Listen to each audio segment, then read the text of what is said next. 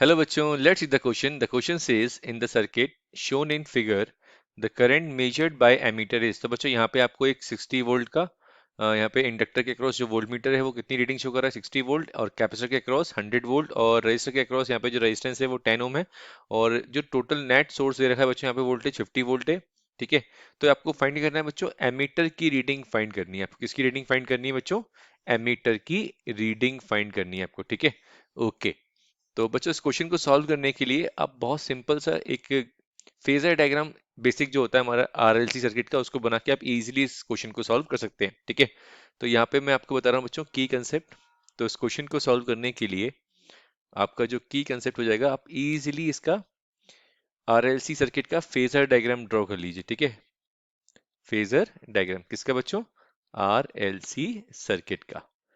और तीनों किस में दिख रहे हैं बच्चों? ये सीरीज में दिख रहे हैं। तो इसका फेजर डायग्राम जो बता रहा है बच्चों यहाँ पे हमको, देखिए यहाँ पे मैं दो एक्सिस यूज कर रहा हूँ, एक एक्स एक्सिस और एक वाई एक्सिस। ठीक है, ये इसको मैं वाई बोल रहा हूँ, इसको मैं वाई डैश बोल रहा हूँ। अब देखिए यहाँ पे वोल्टेज तो गिवन नहीं है रजिस्टर के अक्रॉस हमको, बट हमको इंडक्टर और कैपेसिटर के अक्रॉस वोल्टेज है। तो इंडक्टर के अक्रॉस ये मैं एक वेक्टर रिप्रेजेंट कर रहा हूँ। इंडक्टर के लिए कितना? 60 वोल्ट। ठीक है, अब कैपेसिटर के लिए जो वेक्टर रिप्रेजेंट करूंगा बच्चों बड़ा होगा, क्योंकि इसका वोल्टेज ज्यादा है। तो ये हो जाएगा बच्चों कितना, इसको थोड़ा सा मैं और पीछे रिप्रेजेंट करता हूँ, जस्ट अ सेकेंड। ठीक है, इसको छोटा कर देता हूँ एक बार, जो इजीली मैं ड्रॉ कर सकूं। ओके, तो यहाँ पे मैं कलर चेंज कर लेता हूँ, इजी विजिबल प्रॉपर विजिबल हो आपके लिए। तो ये मैंने यहाँ पर वी एल शो किया। अब ये मैंने यहाँ पे शो किया बच्चों वी सी, क्योंकि यहाँ पर वी सी जो है वो ग्रेटर है किससे बच्चों? वी एल से। देख सकते हैं ये वी सी की वैल्यू कितनी है बच्चों? यहाँ पे 100 वोल्ट शो कर रहा है वोल्ट मीटर, और वी एल की वैल्यू कितनी है बच्चों? यहाँ पर 60 वोल्ट है। तो ये फेजर डायग्राम यहाँ पर मैंने ड्रॉ कर दिया, रिप्रेजेंट कर दिया वोल्टेज मैंने यहाँ पर किसके लिए बच्चों? इंडक्टर और कैपेसिटर के लिए। अब आपको मालूम है जो हमारा नेट जो बेसिकली वोल्टेज का फॉर्मूला होता है, वो अगर क्लियर है तो आप इजीली इस क्वेश्चन को सॉल्व कर सकते हैं। तो वो भी यहाँ पे आपको पता होना चाहिए। तो नेट वोल्टेज का फॉर्मूला होगा बच्चों वी नेट का अपना, V net equals to under root, ये हो जाएगा बच्चों अपने पास वी वोल्टेज अक्रॉस आर का स्क्वायर प्लस बड़ा वोल्टेज इसका है बच्चों वीसी माइनस वीएल का होल स्क्वायर। ये फॉर्मूला आपको यूज करना है इस क्वेश्चन को सॉल्व करने के लिए। अप्लाई करते हैं बच्चों, देखते हैं क्या आंसर आता है। हमें बेसिकली पहले वी आर फाइंड करना है। ठीक है, तो V net is equals to, V net हमको हमारे पास क्वेश्चन में देखिए कितना है, वी नेट 50 है। तो यहाँ पे मैं 50 लिख लेता हूँ एक बार, जस्ट अ सेकेंड।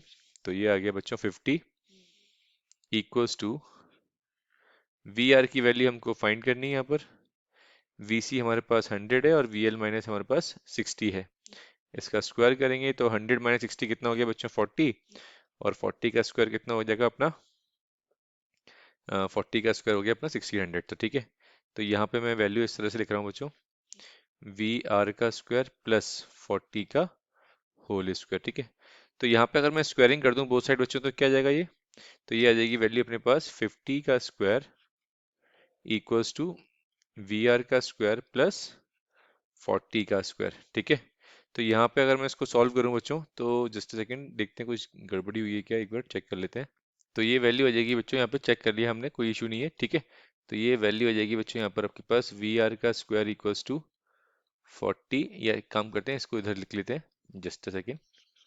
तो ये वैल्यू आ जाएगी अपने पास वी आर का स्क्वायर इक्वल्स टू 50 का स्क्वायर 2500, 40 का स्क्वायर बच्चों कितना हो गया? 1600।